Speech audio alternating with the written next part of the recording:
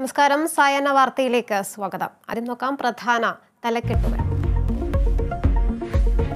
നേപ്പാളിൽ ലാൻഡിംഗിനിടെ വിമാനം കത്തിയമർന്നു. 68 മൃതദേഹങ്ങൾ കണ്ടെത്തി. വിമാനത്തിലുണ്ടായിരുന്നത് 72 യാത്രക്കാർ.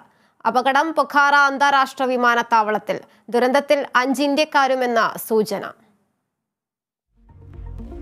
രാജ്യത്ത് ജാതിബോധം ശക്തമാക്കിയത് രാഷ്ട്രീയക്കാരെന്ന് ശശി തരൂർ MP. തന്റെ ഓഫീസ് ജീവനക്കാരായി നായർ വിഭാഗക്കാർ മാത്രമാണെന്ന് ചർച്ചയുണ്ടാക്കി.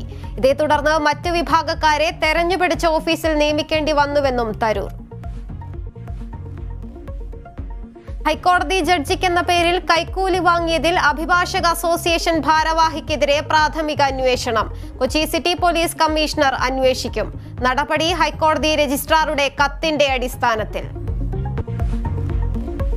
തിരുവനന്തപുരം ശ്രീകാര്യത്ത് യുവാവ് മർദ്ദനമേറ്റ് കൊല്ലപ്പെട്ടതിൽ പ്രതികൾ പിടിയിൽ. കൊലപാതകം മദ്യപാനത്തിനിടെയുണ്ടായ തർക്കത്തിൽ. മംഗലാപുരത്ത് പോലീസിനു നേരെ ബോംബെറിഞ്ഞ കേസിലെ മുഖ്യപ്രതി ഷഫീഖ് പിടിയിൽ. വയനാട് വീണ്ടും കടുവാഭീതിയിൽ.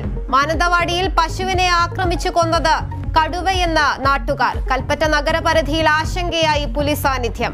പാലക്കാട് ധോണി ജനവാസ മേഖലയിൽ വീണ്ടും കാട്ടാനക്കൂട്ടം.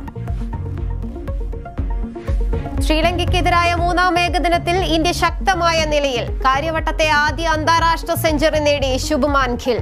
വിരാട് കോഹ്ലിക്കും സെഞ്ചുറി. കാര്യവട്ടത്ത് കാണികൾ കുറവ്.